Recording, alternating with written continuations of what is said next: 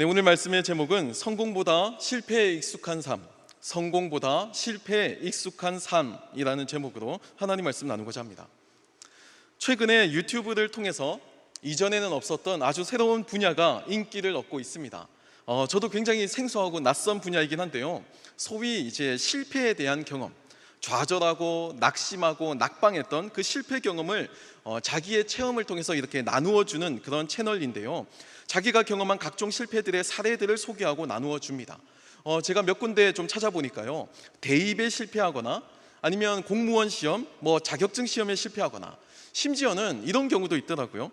이제 운전면허 시험을 무려 100번 낙방한 이야기, 이렇게 각종 실패 이야기가 넘쳐났습니다.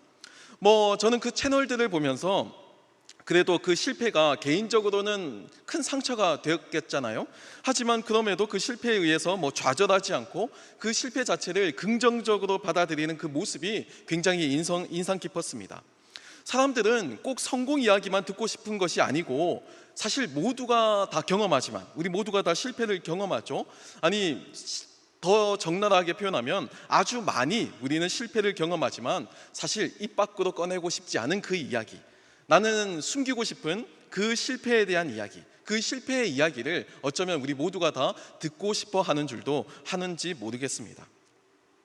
이러한 여러 유튜브 채널 가운데 하나가 이제 로스쿨 TV 오탈 누나라고 불리는 채널인데요. 이 채널은요, 여러분 그 로스쿨을 졸업하게 되면 5년 동안 5번에 걸쳐서 변호사 시험 응시 자격이 주어집니다.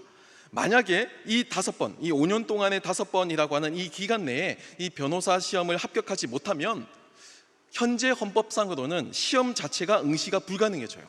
그래서 지금 이 조항에 대해서 현재 헌법 소원이 지금 진행 중에 있는 상황에 있고, 또 지난번에 이제 대선에 나왔던 한 법조인 출신 정치인은요, 아예 이 로스쿨을 꼭 나오지 않아도 변호사 시험에 응시할 수 있는 기회 자체를 주어야 한다, 이렇게까지 주장하기도 합니다. 이 내용은 이제 저도 전문가가 아니고 전공 분야가 아니니까 잘 모르지만, 어찌됐든 로스쿨 다니고 있는 학생들 사이에서도 이 5년 동안의 5번 응시 제한에 대해서 말이 많은 걸로 알고 있고요. 또 일반인들 같은 경우는 이제 5번이나 응시 기회를 주는 것 그 자체로도 충분하다, 이렇게 보는 입장도 있는 것 같습니다. 이런 입장은 이렇게 생각하는 거예요. 로스쿨에서 기본적인 법 지식을 배우고 또 5번의 응시 기회를 줬으면 스스로 자격을 증명할 수 있어야 한다, 그 정도는 되어야 이제 변호사 라이센스를 이제 국가에서 공식적으로 줄 수 있다고 보는 겁니다. 하지만 문제는요, 이 5번의 이 시험을 모두 다 떨어지는 분들도 계신다는 거예요. 이 사법고시가 사실 고시 낭인을 만든다고 이제 문제가 된 거잖아요. 한창 이제 사회의 동력이 되는, 산업의 발전의 동력이 되는 그 젊은 인력이 고시 공부에 막 매달려서 수년 또는 십몇 년을 매달리면서 많은 사회적 비용을 더 막 증가시켰기 때문에, 그것 때문에 사실 로스쿨을 이제 도입을 한 거예요. 하지만 실제로 로스쿨을 도입하고 보니까 많은 돈이 들고요, 학비가 많이 들고요, 또 많은 시간을 들여서 이제 공부한 로스쿨 졸업생이 5번의 이 변호사 시험에 탈락하게 되면 이제는 아예 응시조차 못하기 때문에 이건 정말 너무한 거 아니냐, 이런 말까지 지금 나온다라는 겁니다. 이렇게 5번의 변호사 시험을 실패한 분들을 가리켜서 이제 소위 오탈자라고 불린다고 하는데요. 앞서 제가 소개해드린 이 로스쿨 TV 오탈 누나, 이 유튜버는 이제 자신의 그 변호사 시험 준비 과정과 현재의 삶에 대해서 진솔하게 사람들에게 소개하고 있습니다. 저는 이 채널을 보면서 많은 걸 느꼈습니다. 일단 자신이 경험한 그 실패를, 사실 로스쿨 출신 학생이 변호사 시험에 5번을 낙방했다는 것은 굉장히 부끄럽잖아요. 그리고 이건 굉장히 큰 상처가 될 겁니다. 하지만 그 실패를 다시 곱씹고 이걸 다시 끄집어내어서 다른 사람들에게 알린다라는 것 자체가 큰 용기가 필요한 거예요. 그런 점에서 저는 이제 개인적으로 이분이 비록 변호사 시험에서는 실패를 했지만 또 다른 그 삶의 기회에 있어서는 분명히 성공할 수 있을 것이라고 생각합니다. 왜냐하면 그 길만이, 그 로스쿨 나왔다고 해서 꼭 그 변호사 시험만이 삶의 유일한 방법이 아니기 때문입니다. 삶이란 굉장히 다채롭고 또 다양한 가능성으로 막 열려있는 그런 것입니다. 그러니까 꼭 이거 하나의 실패로 인해서 모든 기회가 닫혔다라고 좌절할 필요가 없다는 겁니다. 유튜브에는 이렇게 자신은 숨기고 싶은 이 실패에 대한 이야기를 가지고 여러 사람들과 이 경험을 나누는 채널들이 존재합니다. 과거에는 숨기기 급급했던 이야기들, 하지만 우리 주변에는 굉장히 흔히 들을 수 있는 그런 이야기들, 심지어 나도 얼마든지 겪을 수 있는 그런 이야기들, 그런 이야기가 이제 공론화된 플랫폼을 통해서 점점 오픈되기 시작하죠. 심지어는요, 이런 실패에 대한 이야기도 있어요. 결혼에 대한 실패의 이야기. 결혼을 준비하다가 파혼이 되었거나 아니면 결혼을 했다가 이혼을 했거나 이런 경우도 이제 유튜브를 통해서 자신의 삶의 경험을 나누기도 하고요. 또 하나는 각종 시험이나 인간관계에 대해서 실패했다고 느끼는 사람들, 뭐 고등학교 친구들, 대학교 친구들, 직장 친구들 사이에서 이 인간관계에 대한 회의감이 들거나 굉장히 큰 좌절감을 느꼈던 그런 이야기들도 나누기도 하고요. 뿐만 아니라 여러 가지 실패에 대한 이야기가 다양하게 나오고 있습니다. 삶의 모습이 꼭 하나의 길로만 제시되지 않는다는 점에서 누구나 실수하고 실패할 수 있다는 점에서 저는 이러한 용기를 굉장히 의미 있게 생각합니다. 그 사람은 이미 실패가 아니고 성공으로 가고 있는 하나의 발걸음을 옮겼다, 저는 그렇게 보고 있죠.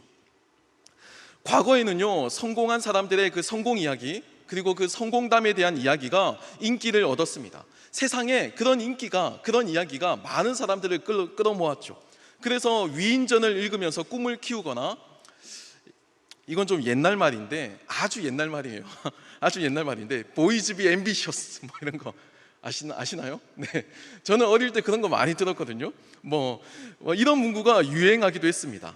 강단 있고 포부 있으면 누구나 성공을 꿈꾸고 또 그 성공에 대해서 이야기를 할 수 있었던 낭만적인 시절이 있었다라는 겁니다. 비록 그 시절이 지금과 비교하면요, 굉장히 가난하고 열악했던 건 맞아요. 그때 그 시절 대한민국 사회가 경제력도 약했고 문화적 정치적 힘도 약했고 굉장히 모두가 다 가난했던 그런 시절이었습니다. 하지만 적어도 그 시절은 꿈꿀 수 있는 시대, 누구나 모두가 다 계층 간의 이동이 가능했던 시대, 열심히 살면 적어도 그 노력한 만큼은 보상받을 수 있었던, 노력한 만큼의 그 성과는 어느 정도 기대할 수 있었던 시대, 그런 낭만적인 시대였다라는 겁니다. 직장 다니면서요, 성실하게 일을 하면 그냥 승진하고 퇴직할 때까지 있을 수 있었던 그런 시대였어요. 적금도 붙고 또 나름대로 절약을 하면 수년 내에 수도권에 아파트 하나 정도 장만할 수 있는 그런 낭만적인 시대였습니다. 낭만적인 시대, 그 시대가 이제는 끝난 겁니다. 안타깝게도 지금은요, 이제 이런 말 쓰기가 굉장히 저도 싫지만 이생망 이런 말 아주 자주 섞인 단어가 나올 정도고요. 열심히 적금 붓고 열심히 절약해도 현실은요, 영끌족의 삶이거나 기껏 해봐야 이제 보이즈 비 앰비셔스의 이 결과가 이제 요즘 저희들의 이 청년들의 삶의 그 결과물이 건물주나 간물주, 파이어족 이런 게 우리의 삶의 최종 목표가 되는 아주 낭만이 사라진 아주 차가운 현실을 마주하고 있습니다. 그래서일까요? 요즘은 성공 이야기보다 실패 이야기에 더 많은 관심을 가집니다. 사실 솔직히 이야기하면요, 좀 냉정한 말이긴 하지만 이게 현실이거든요. 모두가 성공할 수는 없습니다. 만약 모두 성공할 수 있으면 그건 성공이 아니죠. 모두가 다 실패할 가능성이 더 많고요, 성공은 아주 희박한 몇 명만이 가능합니다. 그러니까 성공이라고 부르죠. 이건 우리가 기억해야 하는 거예요. 이 사회 시스템상, 우리가 살아가는 이 삶의 그 조건상 누군가는 반드시 실패하게 되어 있습니다. 상대평가가 그렇죠. 100명이든 1000명이든 응시를 하면 그 중에 성공할 수 있는 사람은 딱 정해놓고 거기에 들어가지 않으면 내가 만점을 받아도 밀려나는 겁니다. 그렇게 될 수밖에 없는 거예요. 솔직히 대부분이 실패할 가능성이 더 많은 세상을 살고 있습니다. 이건 저와 여러분의 문제가 아닙니다. 우리의 문제가 아니에요. 노력이 부족해서도 아니고요, 그냥 사회 구조적으로 그리고 확률적으로 그렇게 설정이 되어 있는 겁니다. 일단 기본적인 삶 이 자체가요, 우리가 인정해야 되겠지만 실패를 통해서 배우는 구조입니다. 처음부터 잘하는 사람은 없잖아요. 저도 운전면허 4번 떨어졌습니다. 4번 떨어지면서 배웠어요. 이렇게 하면 떨어지는구나, 이렇게 하면 도로주행하다가 중간에 내리세요 하는구나, 그런 감정을 겪으면서 1번 떨어지고 2번 떨어지면서 그렇게 배우는 거죠. 그런데도 우리는요, 이 실패라는 것 자체를 막상 받아들이거나 수용하는 것 자체를 어려워합니다. 입에 담는 걸 굉장히 꺼림칙해 해요. 평생 성공만을 듣고 싶고 또 성공만을 생각하면서 살았는데, 성공이 우리의 목표잖아요. 책상에 딱 붙여놓고 합격, 책상에 딱 붙여놓고 뭐 대학, 직장이든 딱 붙여놓고 그걸 보고 막 달려나가잖아요. 그냥 질주하잖아요. 하지만 그러고 살았는데 막상 그 결과물이 실패라는 것을 경험하게 되면 사실 이것을 받아들인다라는 것 자체가 결코 쉽지 않습니다. 굉장히 낯설죠. 뭔가 내가 그동안 살아왔던 내 삶이 부정당하는 것 같고 내가 잘못 살아온 것 같은 느낌이 들 때도 있어요. 자존감이 한없이 추락하고요, 그냥 누군가를 만나는 것 자체가 막 기피가 되고 공포스럽게 느껴지기도 합니다. 모든 책임이 나의 연약함, 나의 부족함인 것 같고 나라는 사람이 얼마나 이렇게 쓸모가 있을까라는 회의감까지 들기도 하죠. 하지만요, 내가 꼭 잘못했거나 노력이 부족했던 것도 아닌데도 이 실패는 얼마든지 일어날 수 있습니다. 그게 우리가 마주하는 이 삶의 현실이라는 거예요. 그런데도 불구하고 우리는 이 실패를요, 생각보다 더 크게 받아들입니다. 그래서 더 스스로 움츠러들죠. 이것이 실패에 대한 이야기를 우리가 더 자주 해야만 하는 이유입니다. 감추는 것이 아니고 오히려 더 이 실패를 더 끄집어내어서 오픈하고 소그룹에서 이야기를 하고 많은 사람들과 함께 나누면서 그 실패에 대한 해석, 그 실패에 대한 대안을 찾아가는 과정이 우리에게 필요하다라는 거예요. 우리는 실제 공부한 것보다 더 좋은 성적을 얻는 성공이 아닌 실제 공부한 것보다 더 성적이 나오지 않는 실패를 더 많이 경험합니다. 확률적으로요. 공부라는 것은 원래 성적으로 수치화될 수 있는 지표가 아닙니다. 저는 개인적으로 그렇게 생각해요. 공부를 수치화시켜서 뭐 등급을 매긴다거나 ABCD 아니면 뭐 등수로 이렇게 환산할 수 없다라고 저는 생각합니다. 이 시험 문제라는 것은요, 애초부터 공부와 약간 별개의 문제거든요. 시험 문제는 변별력이라는 것을 키우기 위해서 일부러 꼬아서 내고요, 일부러 틀리고 실수를 유도하도록 교묘하게 출제를 합니다. 그래서 변별력을 갈라서 최소한 일단 합격생을 모집하는데 목적이 있지, 지식을 얼마나 이 사람이 가지고 있는지, 얼마나 공부를 많이 했는지를 확인하는 그런 목적이 아니라는 거예요. 그러니까 시험을 치는 사람들은요, 그냥 지식의 유문화와 상관없이 그냥 문제 자체를 빨리 푸는 그 스킬 자체만 늘게 되죠. 그 스킬만 배우게 되는 겁니다. 그러니까 공부가 되지 못하죠. 그냥 시험대로 잘 치루어내는 방법, 시험을 빨리 푸는 그 스킬만 늘게 되는 겁니다. 다 그런 건 아니지만 소위 이제 말하는 일타 강사들 같은 경우가 다 이제 대부분 이렇게 스킬을 잘 전수해 줄 수 있는 분들을 사람들이 선호하잖아요. 우리가 그런 분들을 다 일타 강사라고 생각하고 굉장히 많이 인기를 받고 있죠. 저는 이게 나쁘다고 생각하는 거 아닙니다. 이게 나쁘다는 것이 아니고 문제를 푸는 스킬 그 자체와 공부하는 것은 엄연히 다른 범주다라는 것을 말씀드리고 싶은 거예요. 또 사실 우리가 경험하는 많은 종류의 실패가 있습니다. 우리는 좋아하는 사람, 누구나 연애를 하고 누구나 짝사랑을 하고 첫사랑이 있잖아요. 네, 제 첫사랑은 아니지만 죄송합니다. 우리가 좋아하는 사람에게 대시를 했다가 다 성공하나요? 그렇지 않죠. 좋아하는 사람에게 대시를 했다가 대부분은요, 많이 차입니다. 대부분은 다 거절당해요. 실패를 더 많이 경험합니다.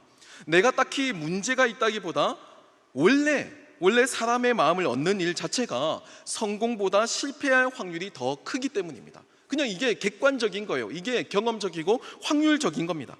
그 사람과 나의 삶의 여정이 다르잖아요. 삶의 방식도 다르죠. 환경도 다르고요, 대화법도 다르고요, 사용하고 표현하는 언어 그 자체가 다릅니다. 나는 한국어를 쓰고 그 자매는 영어를 쓰죠. 주어와 서술어 이 모든 게 다 다릅니다. 그러니까 말이 잘 통하지 않죠. 그런데 마음을 순간 빨리 얻어낸다는 것 자체가 굉장히 힘들다라는 거예요. 어떻게 한 번에 환심을 살 수 있느냐는 겁니다. 간혹 예외도 있어요. 이렇게 이제 얼굴이 약간 차은우 정도 되면 약간 메리트가 있을지 몰라도 그래도 사람은 다 자기만의 주관이 있고 선호도가 있죠. 이것도 변수예요. 아무리 본바탕이 이게 이제 얼굴이 이제 차은우 정도 됐어도 헤어스타일이 막 꽉 막혀 있고 금목걸이에 체인 이렇게 달고 이제 그 반바지에 양말에 샌들 그 패션 딱 완전 풀 장착한 상태가 되면 그러면 쉽지 않을 것 같습니다. 그래도 이렇게 받아들이기가 쉽지 않을 것 같아요. 사람과 사람 사이의 관계도 원래 이렇게 성공보다 실패를 더 많이 하는 것이 사실입니다. 그래서 성공이 희귀하니까 여러 번 시도했는데 대부분 실패하고 마지막에 성공을 딱 하니까 결혼을 하는 거예요. 그렇죠? 네, 얼마 전에 결혼하신 분도 그렇게 동의하시죠? 네. 또 일과표나 공부 계획표를 열심히 세우지만 우리는 모두 이 며칠 못 가서 실패하는 경험을 더 많이 겪습니다. 왜냐하면 원래 이것도 인간은 계획적이지 않기 때문입니다. 원래 인간은요, 본능대로 살려는 욕구가 있습니다. 이게 뭐 한 번에 마음 먹는다고 되는 일이 아니고요, 적응하고 훈련하면서 연습하면서 서서히 키워나가야 하는 능력이에요. 그냥 결단한다고 해서 이루어지는 것이 아니고 이건 우리가 훈련하고 연습해야 되는 겁니다. 운동선수들이 이제 운동을 연습하듯이, 악기와 음악을 하시는 분들이 뭐 노래 연습을 하고 악기 연습을 하듯이 서서히 그 실력을 점차 늘려나가는 그런 과정이라는 거예요. 그러니까 실제 우리 삶에서 우리는요, 성공보다 실패에 더 익숙합니다. 그동안 유행하던 그 허울 좋은 성공 이야기들 이면, 그 이면에는요, 대다수 평범한 사람들이 경험하는 실패 이야기가 거기 숨겨져 있어요. 실패에 대한 이야기를 아주 축소시키고 아니면 그냥 생략시켜버리고 내가 끝끝내 이루어낸 100번 시도해서 딱 한 번 성공했던 그 성공의 이야기를 자극적으로 가지고 와서 이제 유튜브를 통해서 막 이제 광역 어그로를 끌면서 막 이렇게 선포하죠. 막 이렇게 딱 댓글 달고, 그것만 보면 모든 사람들이 다 성공할 수 있는 것과 같이 홍보도 하고 그렇게 막 알려지고 있습니다.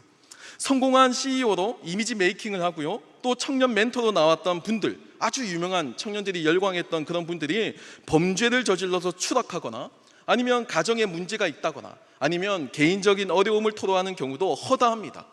사람들은요, 그냥 그 겉으로만 보여지는 모습, 외면적으로 보여지는 그 모습, 화려하고 성공한 그 장밋빛 이야기만 듣고 싶어 하죠. 그 성공만을 보고 싶어요. 성공에 대한 비결, 그 성공에 대한 스토리, 그것만 제발 나한테 알려주세요, 이러면서 열광을 했습니다. 하지만 안타깝게 대다수는 실패한다는 이 불편한 진실을 가르쳐 주지는 않아요. 요즘 유행하는 이 실패 이야기는 이렇게 평범한 대다수의 사람들, 일상을 이야기하면서 많은 사람들의 공감을 얻고 있습니다. 실패는요, 결코 부끄러운 게 아닙니다. 남이 알까봐 감추어야 하는, 쉬쉬하는 문제도 아니에요. 우리 모두가 다 실패합니다. 상상하지도 못할 만큼 굉장히 많이 실패하죠. 옆에 보이는 아주 잘 나가는, 아주 괜찮아 보이는 지체도 속으로는 엄청 많이 실패했을 겁니다. 너무 많이 실패했을 거예요. 그냥 그걸 숨기고 감추고 있을 뿐이죠. 실패는 일상적인 겁니다. 실패는 자연스러운 거예요. 실패는 우리가 숨쉬는 것만큼이나 아주 당연한 일이기도 합니다. 오늘 우리가 읽은 본문 말씀은 모세의 고별 설교입니다. 바로 여기에도 이스라엘의 실패 이야기가 나옵니다. 애굽을 떠났습니다. 그리고 꿈과 희망이 있는 땅, 그 가나안 땅을 향해 나아가던 이스라엘 백성은 자나깨나 소원이 오직 가나안 입성이었습니다. 가나안 입성만을 위해, 가나안 입성이라고 하는 그 성공, 그걸 써붙이고 그 목표를 향해 질주하는 인생을 살았죠. 가나안 이스라엘 백성 모두가 다 가나안만을 생각하며 질주하며 달려갔습니다. 그들에게 가나안 땅에 들어가는 것은요, 민족의 수건을 이루는 겁니다. 고생하다가 이제 드디어 가나안 그 목전에 다다르게 됩니다. 이제 성공이 진짜 눈앞에 있게 된 거예요. 바로 그 상황에서, 성공을 앞에 두고 있는 바로 그 이스라엘 상황에서 모세는 굳이 그 상황에서 과거의 실패의 이야기를 다시 끄집어냅니다. 왜냐하면 그 이유는요, 과거의 그 실패의 경험이 단지 실패로만 남는 것이 아니고 앞으로 펼쳐질 가나안 땅에서의 그 미래의 성공을 결정짓기 때문입니다. 단지 과거의 실패로 머무는 것이 아니고 지금 우리의 삶을 바꾸어낼 수 있고 또 미래를 좌지우지할 수 있다는 겁니다. 그래서 모세는요, 이스라엘이 광야에서 겪었던 그 이스라엘의 실패에 대한 역사를 재해석하기 시작합니다. 유튜버와 같이 다시 그 실패의 이야기를 나누면서 다시 재해석하기 시작하는 거예요. 지름길로 가면 사흘이면 갈 수 있는 길, 그게 가나안이었어요. 하지만 사흘이면 갈 수 있는 그 길을 두고 이스라엘 백성은 광야에서 40년을 보내야만 했습니다.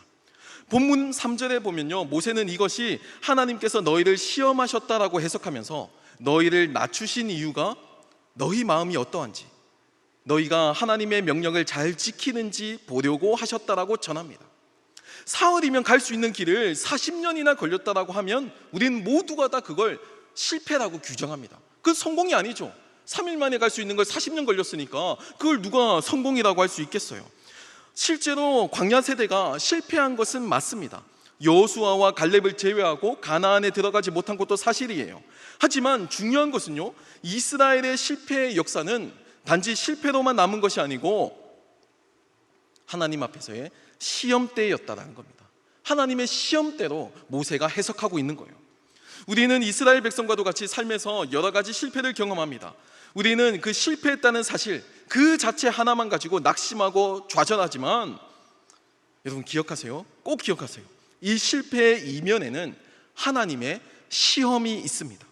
오히려 삶의 환경이 무너지고요, 여러 가지 환난과 고난이 닥칠 때 우리는 더욱 하나님 앞에서 신앙을 지켜야만 합니다. 시험 기간이고 취업 준비 기간이고 입시 기간이고 이런 기간일수록 더 예배를 사모해야 하고요, 어렵고 힘들수록 더 절망하거나 원망 불평하지 않고 기도를 통해서 하나님의 도움을 구해야 합니다.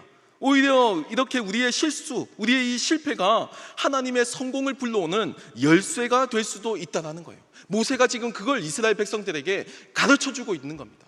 실패는 너희들을 기죽이기 위한 것도 아니고, 너희들이 아무것도 못하는 존재라고 자존감을 낮추기 위한 목적도 아니고, 상처 주려는 이유도 아니고, 오히려 이 시험을 통해서 하나님께서 하나님의 그 시험대를 겪고 그걸 잘 극복했으면 좋겠다라는 마음으로 모세가 이렇게 고별 설교를 남기고 있는 겁니다. 원래 인간은요, 실패를 경험하지 않으면 교만해지거든요. 이것도 저나 여러분이 문제가 있어서 그런 게 아니고요, 당연한 원리입니다. 하는 모든 일이 다 성공한다고 생각해 보세요. 내가 대입, 취업, 모든 것을 다 내가 하기만 하면 다 성공했다고 하면 두려울 것이 없어지죠. 아쉬울 것도 없어요. 그러니까 꼭 사람이 본성이 교만해서 그런 것이 아니고, 성공에만 익숙해지면 자연스럽게 의식의 그 모든 부분이, 우리의 이 뇌가 그냥 교만한 형태로 흘러갈 수밖에 없다라는 겁니다. 성공밖에 못했는데 어떻게 실패를 염두하고 계획을 짤 수 있겠어요? 실패라는 감정 자체를 그냥 받아들일 수 없는 겁니다. 모든 일이 내 계획과 내 생각대로 풀리게 되면 하나님을 찾을 이유도 없어집니다. 굳이 아쉬울 게 없으니까 기도하지도 않죠. 하나님께 예배할 것도 없어요. 그냥 하나님은 하나님대로, 나는 내 인생대로 이렇게 살 수밖에 없는 겁니다. 내 계획과 내 생각이면 다 되는데 뭐하러 거기서 하나님을 찾겠냐고요. 만약에 설사 그 상황에서 하나님을 찾는다고 할지라도 그것은 형식적인 것에 불과할 겁니다. 성경은요, 시험을 통해서 하나님은 우리의 마음과 순종을 보신다라고 전합니다. 그때가 이 우리의 신앙이 아이러니하지만 가장 하나님 앞에 솔직한 때라는 거예요. 내 신앙의 솔직한 모습은요, 시험의 때에 발견할 수 있습니다. 내가 가장 힘들 때, 광야에서 시험을 받을 때, 시험에서 떨어졌을 때, 취업에서 낙방했을 때, 경제적으로 어려울 때, 건강에 시험을 겪을 때, 바로 그 순간, 그 위기의 순간에 하나님을 찾으면 그 신앙은 진짜예요. 그 순간에 하나님께 순종하고 하나님을 향한 마음이 간절하면 그 신앙은요, 결코 실패에 흔들리지 않습니다. 이스라엘 백성들은 광야에서 40년을 보내야만 했습니다. 광야는 사막이에요. 농사를 지을 수도 없고, 또 그렇다고 정착해서 머물 수 있는 땅도 아니죠. 적의 공격 앞에서 무방비할, 방어할 수 있는 성도 없습니다. 나의 일거수일투족이 언제 어떻게 존재할지 모르는 여러 가지 위협 앞에 거리낌 없이 발가벗긴 듯이 노출되어 있는 장소가 바로 광야예요. 그곳은 하루하루 먹을 물과 음식이 필요한 그런 곳입니다. 잘난 사람도, 문제를 푸는 스킬이 뛰어난 사람도, 일타 강사도 하루 이상의 물과 식량 이상을 저장할 수 없는 모두에게 평등한 그런 곳이었죠. 모두 하루하루 먹을 물과 식량을 오직 하늘만 바라보며 살아가야 하는, 모든 것이 리셋이 되는 그런 장소입니다. 인간적인 모든 노력과 인간적인 모든 시도를 포기해야만 하는 장소죠. 그곳에서 이스라엘은 40년을 보냅니다. 그곳에서 하나님만 바라보는 방법을 40년을 연습하고 40년을 훈련했다라는 거예요. 모세는 그 40년의 기억을 떠올리면서 너희들이 생각하는 그 실패의 이야기가 실제로는 하나님의 기적의 이야기라고 재해석을 해줍니다. 좌절하지 말라고, 그 실패가 오히려 하나님께서 일하셨다는 증거라고 오히려 설명하고 있는 겁니다. 아무도 보살펴주지 않았지만 이스라엘 백성들의 옷과 신발이 헤어지지 않았어요. 굶어 죽지도 않고 농사도 짓지 않으면서도 하늘에서 내려온 만나를 먹으면서 40년을 버텼습니다. 200만에서 300만 명의 사람들이. 이 모두가 실패가 아니고 하나님의 놀라운 기적의 역사라고 모세가 재해석해주고 있는 거예요. 이스라엘 백성들이 먹었던 이 만나는요, 이제 이스라엘 원어로 보면 이것이 무엇이냐라는 뜻이거든요. 오늘 길을 가다가 이제 광야에 이렇게 뭐가 떨어져 있는 거예요. 이걸 딱 주워보고 이게 뭐지? 이게 뭐지가 이름이 된 겁니다. 이게 뭐지 먹는다, 이게 뭐지 먹어, 이렇게 된 거예요. 그게 이제 만나라는 뜻이죠. 그냥 그 자체가 그냥 하나님의 기적인 겁니다. 만나는 이스라엘 조상들도 몰랐고요, 이방인들도 모르는 아주 처음 보는 음식이에요. 이스라엘 백성들이 광야 생활을 하는 동안 그때만 만날 수 있었던 존재입니다. 만나는 광야에서 이스라엘의 그 실패 속에서도 하나님께서 그 이스라엘을 신실하게 돌보고 인도하고 계셨다라는 것을 알려주는 분명한 증거였죠. 우리는요, 우리의 그 경험과 생각을 결코 넘어서서 살지 못합니다. 늘 우리의 그 경험과 언어, 그리고 우리의 그 생각 안에 갇혀서 지내죠. 광야에서 농사도 짓지 않고 살면 인간적인 생각으로는 어떨까요? 죽습니다. 불안하죠. 누구나 다 저장하고 싶고 비축해 놓고 싶은 게 인간의 본능이거든요. 뭔가 저장이 안 되고 겨울을 맞이하면 얼마나 두려워요. 내 예금 통장에 적금의 그 숫자가 계속 떨어진다고 생각해 보세요. 마이너스 통장이 개통이 되고 그 적자가 계속 누적된다고 생각해 보세요. 초조하잖아요. 뭔가 힘들잖아요. 그게 인간의 본능이라는 겁니다. 세상 어디서께 느껴지죠. 광야에서 빨리 농사 지어야지, 땅을 기경해야지, 뭐 한다고 자꾸 떠돌고 다니냐고, 시간 낭비하냐고 그렇게 생각할지 모릅니다. 다른 민족들처럼 정착해서 땅도 확보하고 성도 짓고 군사도 키우고 농사도 지어서 힘을 키워야 한다는 강박증에 시달릴 수도 있었어요. 우리도 마찬가지잖아요. 좋은 대학, 좋은 직장, 많은 돈을 벌어야 한다고 강박증에 시달립니다. 그래서 우리가 막 파이어족 이렇게 이야기하지만 사실 그게 미래에 대한 그 노후를 안정화하기 위한 그 노력이잖아요. 스카이에 가려고 하고 대기업이나 많은 연봉, 재테크 이런 거 모두가 다 가나안에서 생존하는 법을 배우기 위한 그 세상의 처세술로 전해져 내려오는 그런 방법 중에 하나였다라는 겁니다. 스카이에 꼭 가야 되고 대기업에 가야 되고 연봉을 높이고 재테크를 해야 되지, 그래야지만 이 가나안과 같은 세상에서 살아남을 수 있다라고 하는 그 세상의 목소리라고 하는 거예요. 건물주의 꿈을 꾸면서 가나안에서도 내가 월세 받고 살고 싶어서, 가나안에서 내가 막 회사 다니면서 힘들게 막 뛰어다니고 하지 말고 폼나게 가나안에서 나도 월세 받으면서 사는 비전을 꿈꾸거나, 아니면 셔터맨의 환상을 가지거나 파이어족으로 인생 폼나게 살고 싶다는 생각, 그게 우리만의 생각, 요즘만의 생각이 아니고 광야에서의 이스라엘도 똑같이 했던 거라는 겁니다. 이런 광야 같은 세상에서 모세는요, 믿음으로만 살 수 있다고 도전하는 거예요.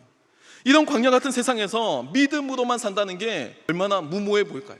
제가 지금 설교하고 있는 이 상황에서 여러분들이 지금 목사님의 말씀이 얼마나 무모해 보이는가라고 받아들인다면 여러분들은 지금 제 설교를 잘 듣고 있는 겁니다. 저는 지금 굉장히 무모한 말을 하고 있는 거예요. 여러분들에게 굉장히 받아들일 수 없는 말을 전하고 있는 겁니다. 왜냐하면 하나님은요, 애초부터 무모하게 말씀하시는 분이시기 때문이에요. 하나님은 우리의 계획과 생각을 뛰어넘으시는 분이십니다. 그래서 우리의 모든 생각과 우리의 모든 경험을 뛰어넘어서 하나님의 방법대로 이끌어 나가시죠. 너희는 좋은 대학과 좋은 직장, 인맥과 인기, 그 돈을 위해서 열심히 살지만 나는 너희의 생각을 뛰어넘어서 역사하신다는 거예요. 이것이 무엇이냐? 이게 뭐지? 만나. 이 만나와도 같이 하나님은 하나님의 방식으로 우리에게 역사하십니다. 인간의 생각과 경험을 넘어서서 이게 뭐지? 이렇게 살아도 될까? 이것이 무엇이지? 내가 이렇게 청춘을 허비해도 될까? 이렇게 하는 생각이 들지만 하나님은 그 신기한 만나와도 같이 우리의 광야의 삶을 직접 인도해 주실 줄 믿습니다. 실패의 경험이, 그 실패의 이야기가 단지 실패 그 자체로 끝나는 것이 아니고 오히려 하나님 앞에 바로 서는 계기가 될 수 있습니다. 모든 것이 끝났다고 생각하는 그 순간에, 나에게는 소망이 없다고 절망하고 아파할 때 그 순간에 하나님은 오히려 이게 뭐지? 내가 이렇게 열심히 하나님을 섬겼는데, 내가 이렇게 공부를 열심히 했는데 왜 나는 실패하지? 이게 뭐지? 라고 하는 그 순간에 인간의 생각을 뛰어넘는 방식으로 하나님께서는 우리를 인도하고 계시죠. 이것이 성경의 모든 인물들이 실패를 넘어서서 하나님 앞에 성공으로 산 비결입니다. 성경에 나오는 모든 인물들이 실패를 겪습니다. 굉장히 많이 겪어요. 우리 생각보다 훨씬 더 자주 겪고 굉장히 많은 실패를 경험합니다. 하지만 우리와 결정적인 차이는요, 실패를 통과하는 그 순간 가운데서도 성경에 나오는 모든 인물들은 하나님을 향한 신뢰를 저버리지 않았다는 거예요. 내가 지금 몇 년을 공들인 이 취업과 대입을 실패를 했어도, 자격증 시험 실패했어도 하나님이 나와 함께 하신다는 이 믿음만큼은 결코 흔들리지 않았던 게 성경의 인물들이었다라는 겁니다. 그리고 그 고백대로 성경의 모든 인물들은 하나님의 도우심을 경험하죠. 저는 인정합니다. 저는 솔직히 말하면 실패자입니다. 성공보다 실패를 더 많이 했고요. 때로는 그 실패 때문에 가슴 아파했고 또 고통스러워했고 또 후회했던 적도 있습니다. 내가 그때 이렇게 선택했더라면, 내가 그때 이 길을 더 많이 공부를 했더라면, 내가 그때 이렇게 방향을 잡았더라면, 이런 식의 많은 후회를 하기도 합니다. 하지만 이를 통해서 저는 제 삶의 빈 공간에 하나님께서 필요하시다라는 사실을 배웠습니다. 그리고 그 빈 공간이야말로 하나님의 성공이라는 것도 알게 되었어요. 우린 모두가 다 실패자입니다. 실패를 통해서 인간의 실패를 알았지만 반면에 하나님의 성공도 배웠어요. 바쁘고 고단한 생활, 힘들게 살아가는 여러분의 모습을 보면 저도 마음이 짠합니다.